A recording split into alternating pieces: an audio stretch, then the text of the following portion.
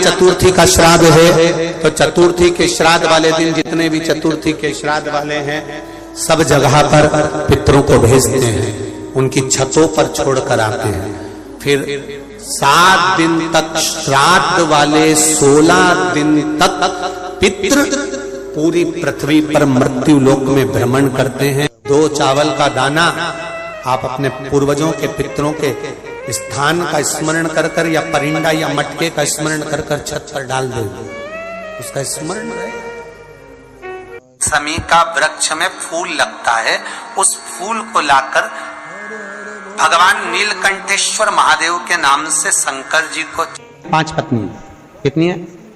गणेश जी की 5 पत्नी। पहली श्री, दूसरी तुष्टि, तीसरी पुष्टि, चौथी रिद्धि और 5वीं सिद्धि चढ़ा दो।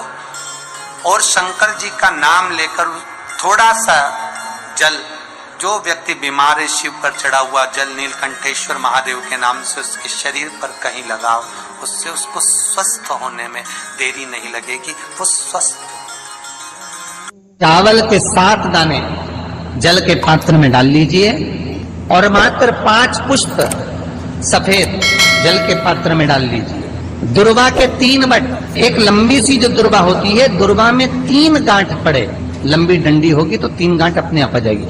3 बट वाली दुर्वा उस जल के अंदर डाल लीजिए और शंकर के मंदिर में जाकर उस जल को समर्पित कर दीजिए। जल समर्पित करना है, ये वाला जो जल चढ़ाएंगे आप शंकर को, जैसे शिवलिंग सामने है और जल का पात्र अपने हाथ में है तो उल्टा जल चढ़ाएंगे, ऐसे आपकी ओर मुख करा हुआ। शिवजी को जब जल चढ़ाते हैं तो पितरों को भी मिलता है, शिवजी को जल चढ़ाते हैं तो 33 कोटि देवताओं को प्राप्त होता है, शिवजी को जल चढ़ाते हैं तो नवग्रह देवता को प्राप्त होता है, शिवजी को जल चढ़ाते हैं तो हमारे आहूतों वासुकों को प्राप्त होता है, शिवजी को जल चढ़ाते हैं तो ये प्रकृति वनस्पति को प्राप्त होता है, शिवजी को जल चढ़ाते हैं तो 64 योगिनियों को प्राप्त होता है, शिवजी को जल चढ़ाते हैं तो सारी देवियों को प्राप्त होता है। शंकर पर चढ़े हुए जल का भाग बट जाता है, इसलिए शिवजी पर 1 लोटा जल चढ़ाने के लिए अगर किसी का शनि कमजोर, राहु कमजोर, केतु कमजोर, कोई मंगल कमजोर, किसी का कुछ तकलीफ है, जल चढ़ाते से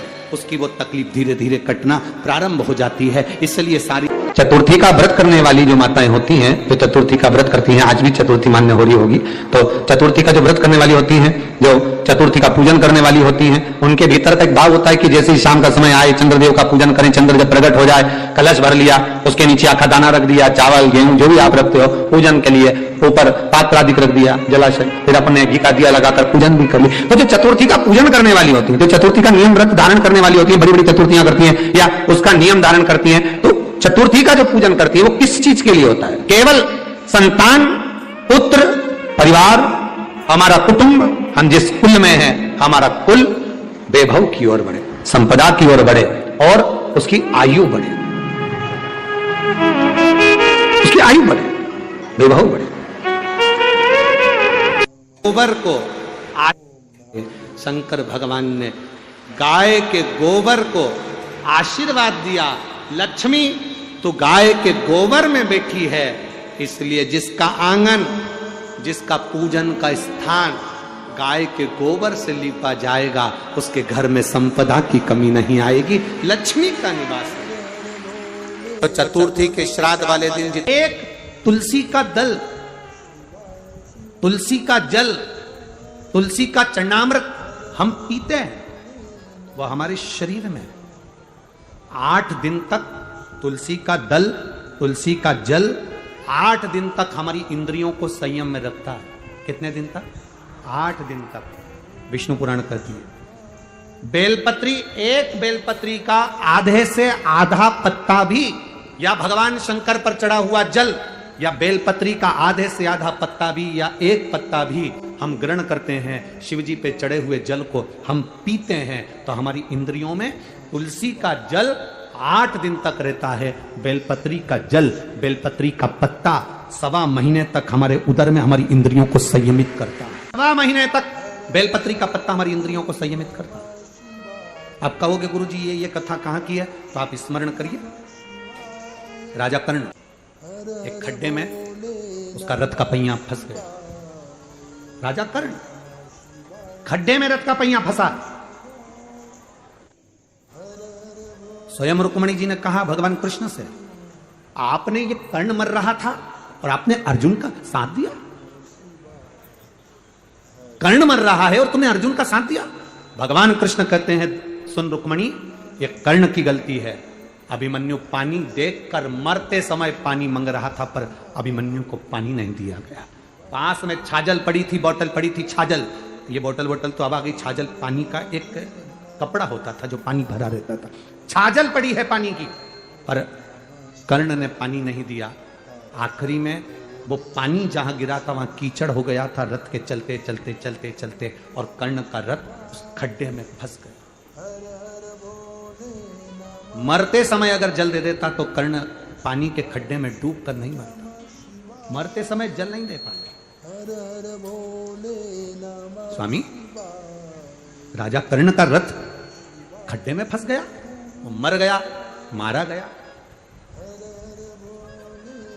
16 दिन गया, मारा गया। 16 दिन तक राजा कर्ण का अंतिम संस्कार नहीं हुआ था। 16 दिन राजा कर्ण को अंतिम अग्नि संस्कार नहीं किया गया, अंतिम संस्कार नहीं किया। क्यों? उस युद्ध के मैदान में कोई जाने को तैयार नहीं था। उस युद्ध के मैदान में कोई पहुंचने को तैयार नहीं था। कर्ण की पत्नी वृषाली और सुप्रिया दोनों को मालूम पड़ा कि मेरा पति मर गया। कर्ण की पत्नी को मालूम पड़ा, वैशाली को और सुप्रिया को मालूम पड़ा हमारा पति मर गया।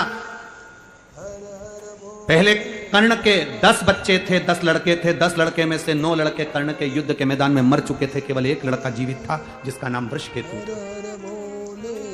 केवल एक वृषकेतु जीवित था। और सुप्रिया जो भगवान शंकर की आराधना में डूबने वाली थी, शंकर की आराधना में रमने वाली थी, और उस सुप्रिया को मालूम पड़ा कि मेरा पति मर गया और मरे हुए आधा घंटा निकल चुका है, पति के प्राण छूट चुके हैं। कोई गिद्ध, कोई पशु, कोई पक्षी, कोई जानवर, कोई जलचर, कोई थलचर उसको ना खा जाए, उसकी गति ना बिगड़ जाए, उसके शरीर को कोई भक्षण ना कर जाए, कोई असुर उसके ऊपर आक्रमण ना कर जाए, उसके शरीर के कोई टुकड़े ना कर दे। सुप्रिया आंख से आंसू बहा रही है। कर्ण की दोनों पत्नियां वृषाली और सुप्रिया रो रही हैं। बेटे वृषकेतु ने आकर कहा, मां, पिता मर चुके हैं, पिता शांत हो गए, पिता के प्राण छूट गए। मां, पिता चले गए, पिता समाप्त हो गए। और उस जगह पर समाप्त हुए हैं जहां पर युद्ध हो रहा है। वहां से बॉडी को उठाना, शव को उठाना कठिन है।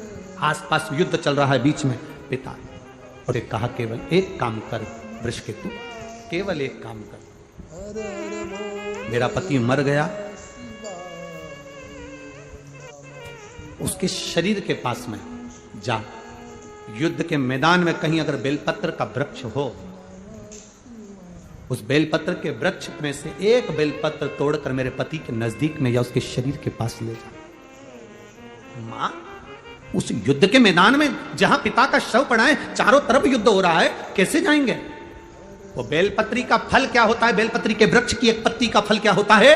शिव महापुराण की कथा कहती है, देव पितर, शिव महापुराण की कथा कहती है कि ये पितृपक्ष 16 दिन जो कर्ण को मिले हैं वो साधारण नहीं थे। एक बेलपत्र का पत्ता वृषकेतु तोड़ता है। तोड़कर वृषकेतु युद्ध के मैदान में रथ पर सवार होकर युद्ध लड़ता लड़ता पिता के नजदीक में जाता है। रथ चलता रहता है, वृषकेतु नीचे कूद जाता है। और कर्ण का 10वें नंबर का बेटा छोटा, 9 बेटे मर चुके थे राजा कर्ण के। कर्ण स्वयं मर चुका था। एक बेलपत्र उठाकर वृषकेतु ने राजा कर्ण के नजदीक में, उसके पास में उस बेलपत्र को रख दिया। उस बेलपत्र को रखने का फल क्या हुआ वो देखिए कि कर्ण के प्राण छूटने के बाद, कर्ण को मरा हुआ आधा घंटा निकल चुका था, बेलपत्र रखते से ही कर्ण के प्राण यमदूत बंदी बनाकर जो लेकर गए थे, तब चित्रगुप्त महाराज के सामने प्राण खड़े थे। और चित्रगुप्त महाराज ने कहा, क्या चाहते हो कर्ण? कर्ण कहता है, मुझे भूख लग रही है। राजा चित्रगुप्त ने कहा, जाओ सोने की पूड़ी लाओ, चांदी की सब्जी लाओ, हीरे की गुलाब जामुन लाओ। महाराज ने कहा, तूने मृत्यु लोक में रहकर सबको सोना चांदी हीरा पन्ना दिया, पर कभी अन्न का दान नहीं करा, तो तुझे अन्न मिले तो मिले कैसे, प्राप्त कैसे हो, कैसे मिलेगा? राजा कर्ण ने कहा, अगर मैं भूखा रहूंगा तो अच्छी बात नहीं, आप कृपा कर दो। क्या कृपा? बस एक कृपा कर दो कि मुझे कुछ दिन पृथ्वी पर भेज दो, जिससे मैं ब्राह्मणों का भोजन या दीन जन का भोजन करा सकूं। अब तो तुम मर चुके हो, प्राण छूट चुके हैं, मर चुके हो, प्राण छूट चुके हैं। सामने से आ रहे थे, चित्रगुप्त महाराज पहचान गए कि जरूर इसकी धर्म पत्नी का पुण्य इसके खाते में,